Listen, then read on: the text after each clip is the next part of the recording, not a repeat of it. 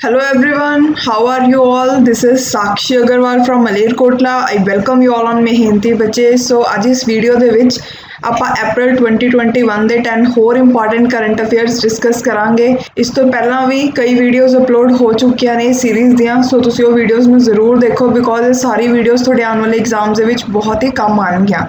Okay, ਸੋ ਸਭ ਤੋਂ ਪਹਿਲਾਂ ਕੁਐਸਚਨਸ ਦੇਖਦੇ ਹਾਂ, ਦੈਨ ਆਨਸਰ ਡਿਸਕਸ ਕਰਾਂਗੇ. ਤੁਸੀਂ ਵੀ ਇਹਨੂੰ ਅਟੈਂਪਟ ਕਰਨ ਦੀ ਕੋਸ਼ਿਸ਼ ਕਰਿਓ. ਸੋ ਸਭ ਤੋਂ ਪਹਿਲਾ ਕੁਐਸਚਨ ਹੈ, India recently agreed to establish 2+2 minister dialogue between foreign and defense minister with which country? UK, France, Russia or Brazil? Then next question है second, what does CT indicate in RT-PCR examination? Then third question देखते हैं, as per the recent report of Asian Development Bank what is the estimated growth rate of India in 2022?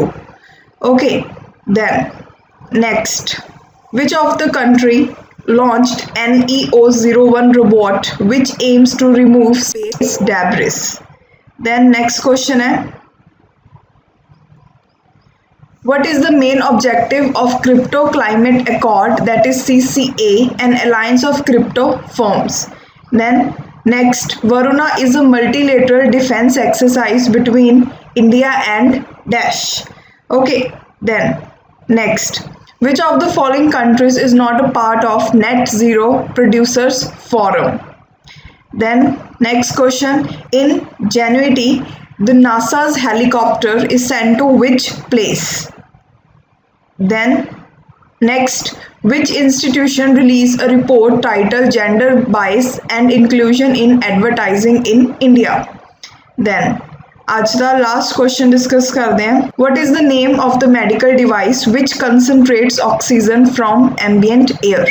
Okay, so ये 10 questions हैं अप्रैल 2021 current affair से. अगर तुम इस series ਨੂੰ continuously ਦੇਖੋਗੇ ਤਾਂ ਤੁਹਾਡੇ ਕਰੰਟ ਅਫੇਅਰ ਸਟੈਟਿਕ ਪਾਰਟ ਕਾਫੀ ਕੁਝ ਕਵਰ ਹੋ ਜਾਊਗਾ. ਸੋ ਰੈਗੂਲਰਲੀ ਇਹ ਵੀਡੀਓਜ਼ ਨੂੰ ਜ਼ਰੂਰ ਦੇਖਿਆ ਕਰੋ. ਜਿਹੜੇ ਸਟੂਡੈਂਟਸ ਚੈਨਲ ਉੱਪਰ ਨਿਊ ਹੈ ਉਹਨਾਂ ਨੂੰ ਮੈਂ ਦੱਸਣਾ ਚਾਹਨੀ ਹਾਂ ਕਿ ਤੁਹਾਨੂੰ ਪੰਜਾਬ ਪਟਵਾਰੀ ਐਗਜ਼ਾਮ ਲਈ ਐਗਰੀਕਲਚਰ IT ਨੋਟਸ ਤੇ ਟੈਸਟ ਸੀਰੀਜ਼ ਅਵੇਲੇਬਲ ਹੈ ਤੇ ਨਾਇਬ ਤਹਿਸੀਲਦਾਰ ਦੀ ਵੀ ਟੈਸਟ ਸੀਰੀਜ਼ ਅਵੇਲੇਬਲ ਹੈ, ਤੁਸੀਂ ਪਰਚੇਸ ਕਰ ਸਕਦੇ ਹੋ. ਤੇ ਨਾਲ ਹੀ ਚੈਨਲ ਉੱਪਰ ਡਿਫਰੈਂਟ ਸਬਜੈਕਟਸ ਦੇ ਨਾਲ ਰਿਲੇਟਡ ਵੀਡੀਓਜ਼ ਅਪਲੋਡ ਕੀਤੀਆਂ ਹੋਈਆਂ, ਤੁਸੀਂ ਇਹਨਾਂ ਨੂੰ ਦੇਖ ਸਕਦੇ ਹੋ. ਓਕੇ, ਸੋ ਸਟਾਰਟ ਕਰਦੇ ਹਾਂ ਡਿਸਕਸ਼ਨ. ਸੋ ਸਭ ਤੋਂ ਪਹਿਲਾ ਕੁਐਸਚਨ ਹੈ ਕਿ ਇੰਡੀਆ ਨੇ ਰੀਸੈਂਟਲੀ ਐਗਰੀ ਕੀਤਾ ਹੈ ਕਿ ਉਹ 2+2 ਮਿਨਿਸਟਰ ਡਾਇਲੌਗ ਸਾਈਨ ਕਰੂਗੀ ਫੋਰਨ ਤੇ ਡਿਫੈਂਸ ਮਿਨਿਸਟਰ ਦੇ ਵਿੱਚ ਕਿਹੜੀ ਕੰਟਰੀ ਦੇ ਨਾਲ? UK, France, Russia, Brazil. So ਇਹਦਾ ਆਨਸਰ ਦੇਖਦੇ ਹਾਂ. ਇਹਦੇ ਵਿੱਚ ਹੈ ਕਿ ਇੰਡੀਆ ਤੇ ਰਸ਼ੀਆ ਨੇ ਰੀਸੈਂਟਲੀ ਐਗਰੀ ਕੀਤਾ ਹੈ ਕਿ 2+2 ਮਿਨਿਸਟਰ ਡਾਇਲੌਗ ਹੈ ਜਿਹੜਾ ਉਹ ਐਸਟੈਬਲਿਸ਼ ਕੀਤਾ ਜਾਊਗਾ ਫੋਰਨ ਤੇ ਡਿਫੈਂਸ ਮਿਨਿਸਟਰ ਦੇ ਵਿੱਚ ਇਹਨਾਂ ਦੋਨੋਂ ਕੰਟਰੀਜ਼ ਦੇ. ਇਹ ਕਿਉਂ ਕੀਤਾ ਜਾ ਰਿਹਾ? ਤਾਂ ਕਿ ਜਿਹੜੀ ਸਟ੍ਰੈਟੇਜਿਕ ਪਾਰਟਨਰਸ਼ਿਪ ਹੈ ਦੋਨੋਂ ਕੰਟਰੀਜ਼ ਦੇ ਵਿੱਚ ਉਹਨੂੰ ਹੋਰ ਪ੍ਰਮੋਟ ਕੀਤਾ ਜਾਏ. ਓਕੇ, ਅਗਰ ਤੁਹਾਨੂੰ ਪੇਪਰ 'ਚ ਕੁਐਸਚਨ ਆ ਜਾਏ ਕਿ ਹੋਰ ਐਸੀ ਕਿਹੜੀ ਕੰਟਰੀਜ਼ ਹੈ ਜਿਨ੍ਹਾਂ ਨਾਲ ਇੰਡੀਆ ਨੇ 2+2 ਮਿਨਿਸਟਰ ਡਾਇਲੌਗ ਨੂੰ ਐਸਟੈਬਲਿਸ਼ ਕੀਤਾ ਹੋਇਆ, ਸੋ ਕਿਹੜੀ ਕੰਟਰੀਜ਼ ਹੈ? United States, Japan and Australia. ਤੇ 4th ਨੰਬਰ ਤੇ ਬਣੀ ਹੈ ਰਸ਼ੀਆ. ਤੇ ਰਸ਼ੀਆ ਬਾਰੇ ਇੱਕ ਹੋਰ ਚੀਜ਼ ਯਾਦ ਰੱਖਿਓ, Russia first non Quad member ਹੈ ਜਿਹਦੇ ਨਾਲ ਇੰਡੀਆ ਨੇ ਜਿਹੜਾ ਇਹ ਐਗਰੀਮੈਂਟ ਆ ਉਹਨੂੰ एस्टैब्लिश किया है. ओके, सो ये क्वेश्चन का आंसर क्या आएगा? C, that is Russia. So next question है सेकंड, ਇਹਦੇ ਵਿੱਚ ਪੁੱਛਿਆ ਹੋਇਆ ਹੈ ਕਿ ਜਿਹੜਾ ਕਰੋਨਾ ਟੈਸਟ ਕਰਨ ਦੇ ਲਈ ਕਿ ਕੋਈ ਵੀ ਪਰਸਨ ਹੈ ਉਹਨੂੰ ਕਰੋਨਾ ਹੈ ਜਾਂ ਨਹੀਂ, ਨੈਗੇਟਿਵ ਹੈ ਪੋਜ਼ਿਟਿਵ ਹੈ, ਉਹਦੇ ਲਈ ਇੱਕ ਟੈਸਟ ਹੁੰਦਾ ਜਿਹਦਾ ਨਾਮ ਹੈ RT-PCR ਐਗਜ਼ਾਮੀਨੇਸ਼ਨ. ਠੀਕ ਹੈ, ਉਹਦੇ ਵਿੱਚ ਇੱਕ ਟਰਮ ਮੈਂਸ਼ਨ ਹੁੰਦੀ ਹੈ ਰਿਪੋਰਟ ਦੇ ਵਿੱਚ, ਉਹ ਹੁੰਦੀ ਹੈ CT. ਸੋ ਤੁਹਾਨੂੰ ਪੁੱਛਿਆ ਹੈ ਕਿ CT ਦਾ ਮਤਲਬ ਕੀ ਹੈ?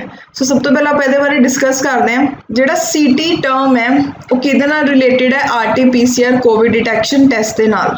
CT ਵੈਲਿਊ ਇੱਕ ਤਰੀਕੇ ਦਾ ਸਕੋਰ ਹੁੰਦਾ ਜਿਹੜਾ ਕਿ RT-PCR ਰਿਪੋਰਟ ਦੇ ਵਿੱਚ ਲਿਖਿਆ ਜਾਂਦਾ ਜਦੋਂ ਵੀ ਕੋਈ ਪਰਸਨ ਦਾ ਜਿਹੜਾ ਟੈਸਟ ਦਾ ਰਿਜ਼ਲਟ ਹੈ ਉਹ ਪੋਜ਼ਿਟਿਵ ਆਉਂਦਾ. ਓਕੇ, ਹੁਣ ਜਿਹੜਾ CT ਹੈ ਅਗਰ ਆਪਾਂ ਇਹਦੀ ਫੁੱਲ ਫਾਰਮ ਦੇਖੀਏ ਤਾਂ ਕੀ ਹੁੰਦਾ? Cycle threshold. ਇਹ ਬੇਸਿਕਲੀ ਇੱਕ ਐਸਾ ਨੰਬਰ ਹੁੰਦਾ ਹੈ ਜਿਹੜਾ ਕਿ ਕੀ ਰਿਪਰੈਜ਼ੈਂਟ ਕਰਦਾ ਹੈ ਕਿ ਨੰਬਰ ਆਫ ਸਾਈਕਲਸ ਜਿਹੜੇ ਨੇ ਉਹ ਕਿੰਨੇ ਹੋਏ ਜਿਸ ਤੋਂ ਬਾਅਦ SARS-CoV-2 ਕਰੋਨਾ ਵਾਇਰਸ ਨੂੰ ਡਿਟੈਕਟ ਕੀਤਾ ਗਿਆ. ਓਕੇ, ਜਿਹੜੀ CT ਵੈਲਿਊ ਹੈ ਉਹ ਬੇਸਿਕਲੀ ਸਾਈਕਲ ਥ੍ਰੈਸ਼ਹੋਲਡ ਵੈਲਿਊ ਹੈ ਤੇ ਇਨਵਰਸਲੀ ਪ੍ਰਪੋਰਸ਼ਨਲ ਹੁੰਦੀ ਹੈ ਵਾਇਰਸ ਲੋਡ ਦੇ. ਮਤਲਬ ਕੀ ਹੈ? ਦੇਖੋ, ਸਭ ਤੋਂ ਪਹਿਲਾਂ ਆਪਾਂ ਇਨਵਰਸਲੀ ਪ੍ਰਪੋਰਸ਼ਨਲ ਦਾ ਮਤਲਬ ਸਮਝਦੇ ਹਾਂ. ਹੁਣ ਸਪੋਜ਼ ਕਰੋ ਇਹਦੇ ਵਿੱਚ ਆਪਾਂ ਨੇ ਕੀ ਕਿਹਾ ਕਿ ਜਿਹੜੀ CT ਵੈਲਿਊ ਹੈ ਉਹ ਇਨਵਰਸਲੀ ਪ੍ਰਪੋਰਸ਼ਨਲ ਹੈ ਵਾਇਰਲ ਲੋਡ ਦੇ. ठीक है। सो हुण इनवर्सली प्रोपोर्शनल मतलब की है कि अगर एक वैल्यू ਵਧੂਗੀ दूजी वैल्यू घटूगी, ठीक है। हुण सपोज करो अपने कोल इत्थे दो परसन है, ए है बी है। जिहड़ा परसन 1 है सॉरी ए है इहदी सीटी वैल्यू आई है सपोज 30 लगा लो, तो जिहड़ा बी है इहदी सीटी वैल्यू आई है 18। ओके हुण जिहदी सीटी वैल्यू आई है ज़्यादा मतलब उन्होंने वायरल दा लोड घट है, ठीक है। इनवर्सली प्रोपोर्शनल है मतलब इनू घट खतरा है एज कंपेयर टू बी, क्योंकि बी की जिहड़ी सीटी वैल्यू आई है वो घट आई है मतलब ये अंदर वायरल लोड ज़्यादा है तो उन्होंने ज़्यादा खतरा है। ओके आई थिंक तुहानूं समझ आ गया होगा।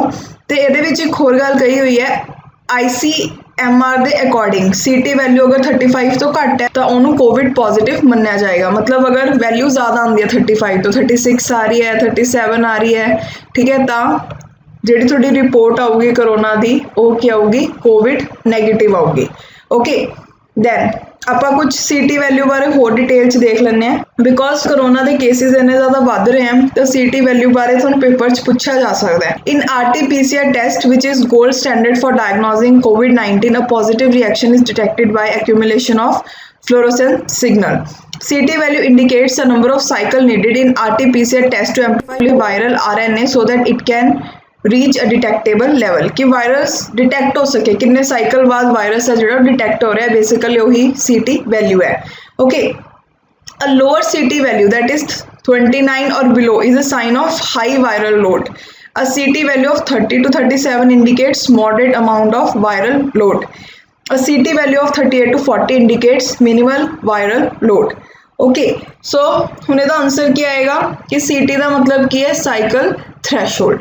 Okay so next third question है कि जिहड़ी रीसेंटली रिपोर्ट आई है एशियन डेवलपमेंट बैंक की, ठीक है, ਉਹਦੇ ਵਿੱਚ एस्टीमेट ग्रोथ रेट इंडिया का कितना दिता गया है फिजिकल ईयर 2022 ਦੇ ਵਿੱਚ। सो सब तो पहले डिस्कस करते हैं जिहड़ी एशियन डेवलपमेंट बैंक है उन्हें एक रिपोर्ट रिलीज़ की है और रिपोर्ट का टाइटल जरूर याद रखियो की नाम है वो रिपोर्ट का डेवलपिंग एशियाज इकनॉमिक आउटलुक। सो सीधा पेपर च क्वेश्चन आ सकता है कि डेवलपिंग एशियाज इकनॉमिक आउटलुक जी रिपोर्ट है उन्होंने कौन रिलीज़ करता है एशियन डेवलपमेंट बैंक। इस रिपोर्ट के मुताबिक जी इंडिया की इकोनॉमी है वो ग्रो करूगी 11% नाल 2021-2022 physical year they which. This growth is backed by a strong vaccination drive which is undertaken in India. At the same time, report warned that the surge in cases may lead to economic risk. But ये भी क्या गया है कि अगर cases increase होंगे हैं तो ਉਹਦੇ ਨਾਲ इकनॉमिक रिस्क आ सकते हैं, ठीक है।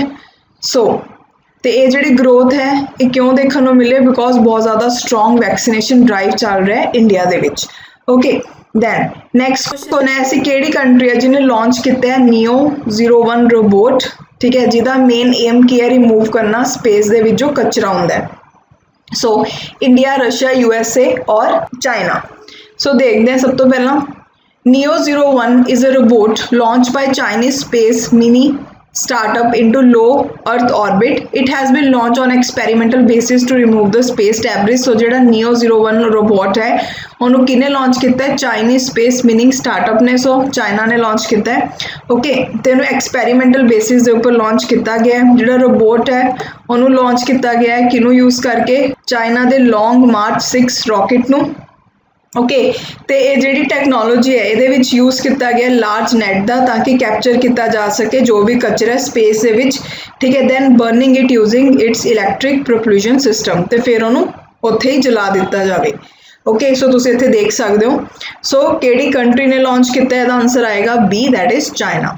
दैन नैक्सट है What is the main objective of Crypto Climate Accord and Alliance of Crypto Firms? Main objective दोस्तों की है क्रिप्टो क्लाइमेट अकॉर्ड का, ओके, जो एक अलायंस है क्रिप्टो फर्म्स का। सो एलिमिनेट करना ग्रीन हाउस गैस एमिशन ਨੂੰ investment in climate change project using blockchain for climate change project awareness generation on cryptocurrencies. So देखते हैं It is an industry-driven agreement in which firms vote to switch to renewable energy resources by 2025 and go completely eliminate greenhouse gas emission by 2040.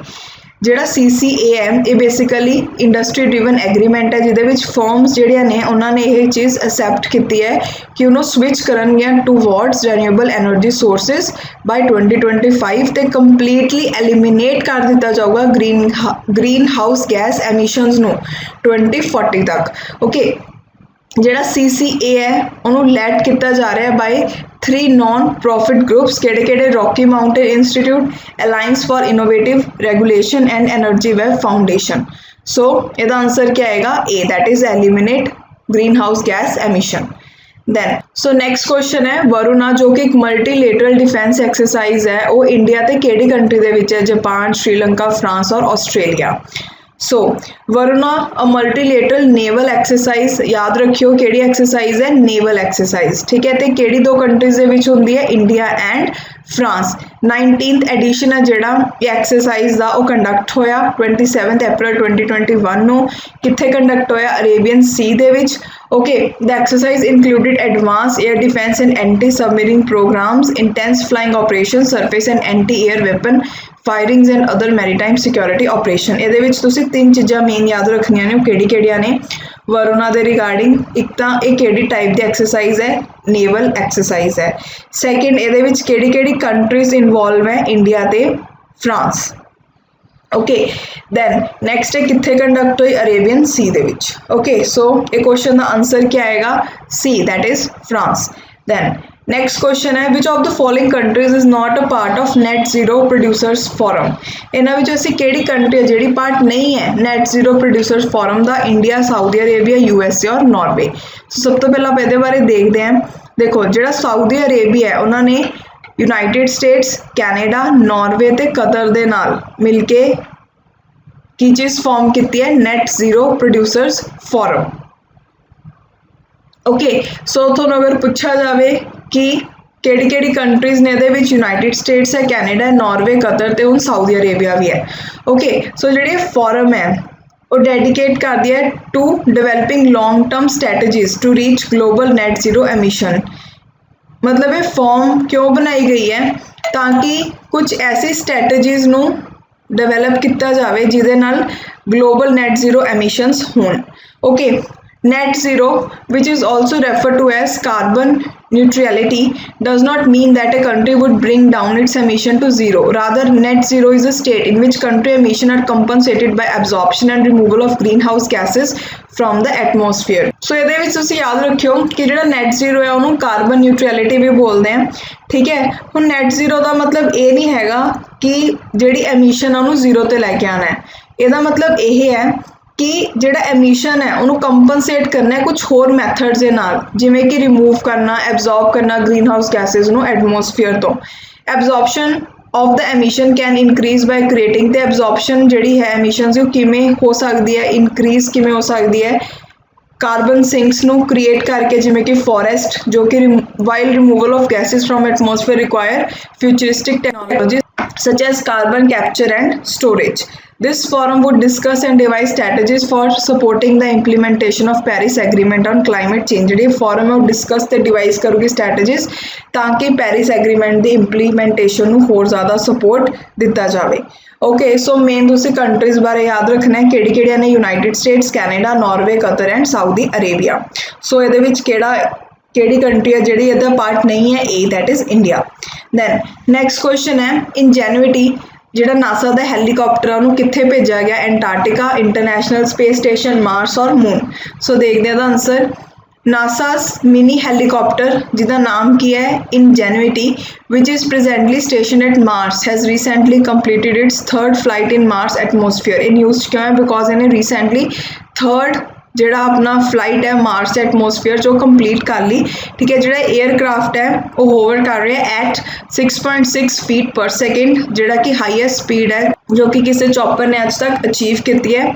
During its flight it has covered a distance of 64 feet, that is 50 metres. Okay, so तुसीं इहदा बस यही याद रखना है कि जिहड़ा ये इनजेन्युटी है एक किहड़ी चीज़ का नाम है? हेलीकॉप्टर का है, तो उन्होंने किने बनाया? नासा ने। ओके, सो तो उन्होंने कित्थे भेजा गया है? C, that is Mars. Then next question है किहड़ा ऐसा इंस्टीट्यूट है जिन्हें रिलीज़ की रिपोर्ट जिसका कि टाइटल है gender bias and inclusion in advertising in India? World bank, UNICEF, NITI Aayog या amnesty international.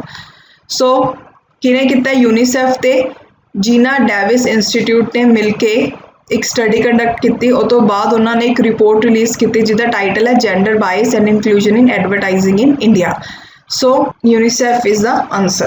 Okay, then next what is the name of the medical device ਜਿਹੜਾ ਕੰਸਨਟ੍ਰੇਟ ਕਰਦਾ ਆਕਸੀਜਨ ਨੂੰ 에ਅਰ ਤੋਂ ਨੈਬੂਲਾਈਜ਼ਰ ਆਕਸੀਜਨ ਕੰਸਨਟ੍ਰੇਟਰ ਆਕਸੀਜਨ ਵੈਂਟੀਲੇਟਰ ਜਾਂ oxygen generator ਸੋ device ਦਾ ਨਾਮ ਦੱਸੋ ਜਿਹੜਾ concentrate ਕਰਦਾ ਆਕਸੀਜਨ ਨੂੰ 에ਅਰ ਤੋਂ ਦੇਖੋ बेसिकली ਇਹਦਾ ਨਾਮ ਕੀ ਹੈ ਆਕਸੀਜਨ ਕੰਸਨਟ੍ਰੇਟਰ ਠੀਕ ਹੈ ਜਿਹੜਾ ਆਕਸੀਜਨ ਕੰਸਨਟ੍ਰੇਟਰ ਉਹ ਇੱਕ ਐਸਾ ਮੈਡੀਕਲ ਡਿਵਾਈਸ ਹੈ ਜਿਹੜਾ ਕਿ ਕੰਸਨਟ੍ਰੇਟ ਕਰਦਾ ਆਕਸੀਜਨ ਨੂੰ 에ਅਰ ਤੋਂ ਠੀਕ ਹੈ ਹੁਣ ਦੇਖੋ ਆਪਾਂ ਨੂੰ ਪਤਾ ਹੈ ਕਰੋਨਾ ਦੇ ਕਰਕੇ ਆਕਸੀਜਨ ਦੀ ਬਹੁਤ ਜ਼ਿਆਦਾ ਡਿਮਾਂਡ ਹੈ ਸੋ ਜਿਹੜਾ ਕੁਐਸਚਨ ਹੈ ਨਾ ਉਹ ਤੁਹਾਨੂੰ ਪੇਪਰ 'ਚ ਆ ਸਕਦਾ ਇਸ ਲਈ ਠੀਕ ਹੈ ਹੁਣ ਆਪਾਂ ਨੂੰ ਪਤਾ ਹੈ ਜਿਹੜੀ 에ਅਰ ਹੈ 에ਅਰ ਦੇ ਵਿੱਚ ਕੀ ਹੁੰਦਾ ਹੈ 78% ਨਾਈਟ੍ਰੋਜਨ ਹੁੰਦੀ ਹੈ ਤੇ 21% ਆਕਸੀਜਨ ਹੁੰਦੀ ਹੈ ਜਿਹੜਾ ਆਕਸੀਜਨ ਕੰਸਨਟ੍ਰੇਟਰ ਹੈ ਇਹ ਕੀ ਕਰਦਾ ਹੈ ਇਹ 에ਅਰ ਦੇ ਵਿੱਚੋਂ ਨਾਈਟ੍ਰੋਜਨ ਨੂੰ ਰਿਮੂਵ ਕਰ ਦਿੰਦਾ ਤੇ ਦੁਬਾਰਾ ਤੋਂ 에ਅਰ 'ਚ ਛੱਡ ਦਿੰਦਾ ਹੈ ਠੀਕ ਹੈ ਫਿਰ ਆਕਸੀਜਨ ਹੈ ਜਿਹੜੀ ਉਹ ਇਹਦੇ ਵਿੱਚ ਬਚ ਜਾਂਦੀ ਹੈ ਤੇ ਉਹਨੂੰ ਆਪਾਂ ਯੂਜ਼ ਕਰ ਸਕਦੇ ਹਾਂ ਪੇਸ਼ੈਂਟਸ ਦੇ ਲਈ ਉਹਨਾਂ ਨੂੰ ਆਕਸੀਜਨ ਪ੍ਰੋਵਾਈਡ ਕਰਨ ਦੇ ਲਈ ਓਕੇ ਸੋ ਇਹ ਬੇਸਿਕਲੀ ਕੰਮ ਹੈ ਆਕਸੀਜਨ ਕੰਸਨਟ੍ਰੇਟਰ ਦਾ ਸੋ ਇਹਦਾ ਆਨਸਰ ਕੀ ਆਏਗਾ B that is oxygen concentrator okay thank you so much for watching my video please अपना ध्यान रखो बहुत ज़्यादा ख़राब टाइम चलता पिया है ਇਹਦੇ ਵਿੱਚ ਬਿਲਕੁਲ ਵੀ ਲਾਪਰਵਾਹੀ ਨਹੀਂ ਕਰਨੀ ਆਪਣਾ ਘਰ ਬੈਠ ਕੇ ਆਰਾਮ ਨਾਲ ਸਟੱਡੀ ਕਰੋ ਓਕੇ ਥੋੜਾ ਮਾਈਂਡ ਨੂੰ ਰਿਲੈਕਸ ਰੱਖੋ ਪੋਜ਼ਿਟਿਵ ਰਹੋ ਸੋ ਮਿਲਦੇ ਨੈਕਸਟ ਲੈਕਚਰ ਦੇ ਵਿੱਚ ਅੱਜ ਲਈ ਇੰਨਾ ਹੀ